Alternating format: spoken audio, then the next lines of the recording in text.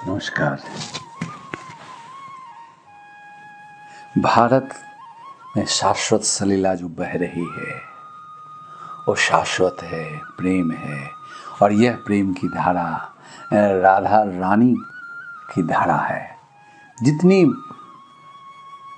सशक्त विराट रूप में विस्तार से लोगों के हृदय तक पहुंचने वाली जो प्रेम की उत्सव की धारा है, ये एकमात्र हमारी प्रिय आदरणीय पूज्या राधा रही है। तो बोलिए राधा रानी की जय, बोलिए राधा रानी की जय। और आश्चर्य है कि जिस समय हम लोग जी रहे हैं अभी, इससे उस समय कोई तुलना नहीं की जा सकती। उस समय कोई विकसित समाज नहीं था, घर में उतनी संपन्नता नहीं थी, लेकिन आदमी तो आदमी था। तन मन भावना आत्मा प्रकृति सब था, और प्रकृति तो भरपूर थी, आपस में मेलजोल भी भरपूर था, आवश्यकताएं थीं, लेकिन अनावश्यक विलासतापूर्ण आवश्यकताएं नहीं थी। तो राधा एक स्त्री ने जो जिया, बेटी के रूप में जिया, बहू के रूप में जिया, प्रेमिका के रूप में जिया, मुखिया के रूप में जिया, रानी के रूप में जिया, इन सारे आयामों की वो भी मालकिन थी। उन्होंने मानव शरीर धारण किया और भगवान कृष्ण जैसे ही वो भी बहुआयामी रहीं और जी और लोगों को जिलाई, अपने सखियों को, सहेलियों को, कृष्ण को भी जिलाई। तो कृष्ण की प्रेमिका थी वो। जब भी हम नाम लेते हैं भगवान कृष्ण का तो बिना राधा के पूरा होता नहीं। राधे कृष्ण, पहले नाम राधे का आता है, राधे कृष्ण। राधा भी नहीं, राधे, यानी वो एक धारा हो गई, वो एक नाम नहीं रही हुआ, वो एक तत्व हो गई, वो एक प्रेम की तात्विक तत्व हो गई जो सबके दिल में विराजता है। इसलिए बरबस हम राधे को याद कर लेते हैं, भर जाते हैं। जब ही राधे का नाम याद आता है कि हम प्रेम से कुछ और हो जाते हैं, हमारे भीतर एक धारा बहने लगती है। और धारा कुछ नहीं, सबसे जुड़ने की, खाली गगन विराट गगन, पेड़ पौधे जीव जंतु मानव स्त्री पुरुष, सबसे हम हठात जुड़ जाते हैं। इसलिए राधा प्रेम की द्योतक हैं। और संसार में बिना स्त्री के, स्त्री ही प्रेम प्रधान है। स्त्री ना हो तो कोई धार्मिक अनुष्ठान ना हो, कोई मंदिर ना जाए, पूजा पाठ भी उतना ना हो पाएगा, केवल जंगल भाग सकते हैं। लेकिन अब तो जंगल भागने की परंपरा भी खत्म हो गई। ओशो जैसे, कबीर जैसे, नानक जैसे महाज्ञानी आए इस धरती पर, उन्होंने स्थापित कर दी कि घर में ही रह के सब कुछ करना है प्रभु को पाने के लिए। तो अब तो कहीं बाहर जाने की जरूरत नहीं है। इसीलिए प्रेम की प्रतीक स्त्रियां ही हैं अभी भी। लेकिन दुर्भाग्य से शौर्य, शक्ति बिना प्रेम, बिना सील, बिना मर्यादा के जीना चाहता है, उच्छृंखल होकर जीना चाहता है। तो वही धारा अंड संड रूप में वो शक्ति, वो शौर्य बह जाता है और वो पतित कर देता है। जहां होना चाहिए वहां नहीं होते हैं हम। तो प्रेम है, स्त्री तो स्त्री है, जैसे माँ तो माँ है, माँ है, क्या व्याख्या करें। इसलिए स्त्री की क्या व्याख्या करें। लेकिन प्रेम को जीना होता है।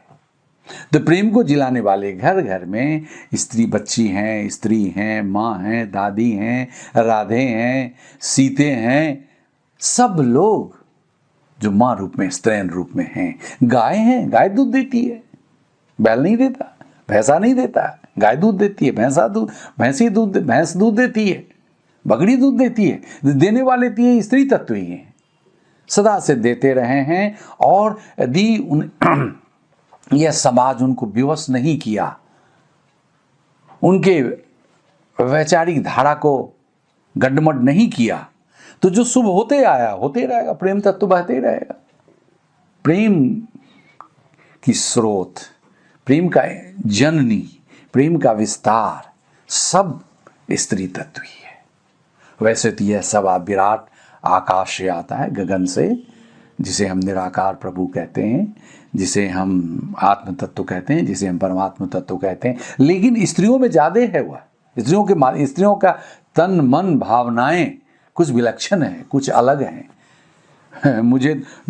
मैं तो कहता हूं, जब तक कि प्रभु ने पुरुषों से थोड़ी सी कमी की है, प्रभु को पुरुष को थोड़ा कम गुण दिया है, स्त्री को नंबर 1 बना दिया। चूंकि स्त्री को देखते ही, किसी भी उम्र की स्त्री हो, बस देख लेना ही पड़ता है, खिंच जाते हैं आप। स्त्री को भावना आपकी, आप जिस तल पे जीते हैं वो आपके, लेकिन देखना पड़ता है, नजरअंदाज नहीं कर सकते हैं स्त्री तत्व को आप बिना देखे।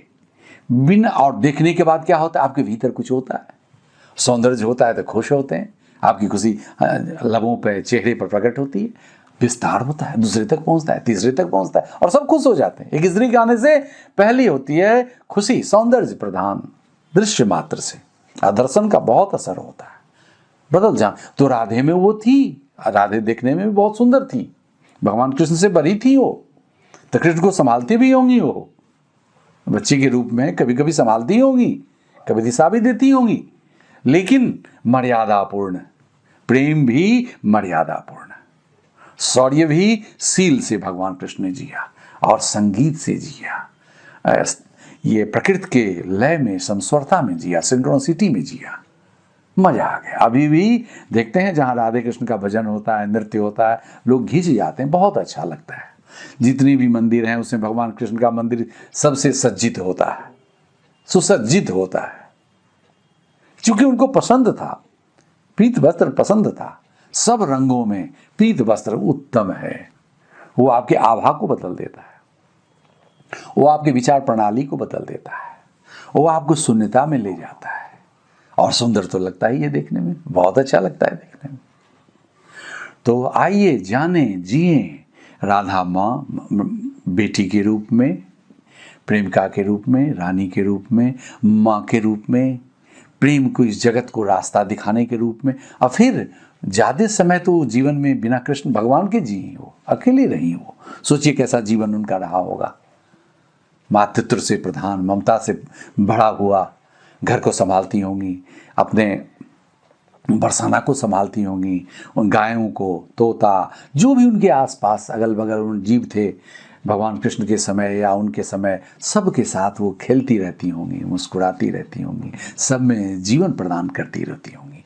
थोड़ा सा और जीने का ललक, थोड़ी और खुश हो जाने की प्रेरणा देती रहती होंगी। तो राधा एक प्रेरणा है, राधा एक शक्ति है, राधा एक धारा है, राधा एक तात्विक धारा है, जो जाना सो जीते रहेगा, वो सब कुछ गुण को जी लेगा। जो तात्विक धारा जान गया राधा का, भगवान कृष्ण का, वो सब गुण को जीते रहेगा। अभी भी इस युग में भी आप सौंदर्य, लेकिन अभी हम सौंदर्य को दिखाना चाहते हैं, जीना नहीं चाहते। हम प्रेम को जीना नहीं चाहते, दिखाना चाहते, एक दिखावा, एक कॉमर्शियल वैल्यू, लेकिन उसकी नैसर्गिकता तो छोड़ती नहीं किसी को। आकर्षण तो बहुत भीतर तक जाता है, और फिर वो प्रेम नहीं, वो एक वृत्तियां हैं, शारीरिक वृत्ति है, शरीर पर ले आती है, शरीर के तल पे घटनाएं घट जाती हैं, लेकिन वो शरीर की है। और आप अनंत संपदा लेके आए, कोई भी मानव, स्त्री हो या पुरुष, वो अनंत संपदा लेके आया है, और जब तक उस अनंत संपदा को नहीं जीता है, उसके जीने में, उस अनंत संपदा को जीने में स्त्री तत्व माँ राधा, राधा रानी, राधे कृष्ण कहते हुए, इसलिए सबको राधे माँ से प्रेरणा लेना चाहिए। राधे का जीवन, राधे राधे। जय हो माँ राधे रानी की जय।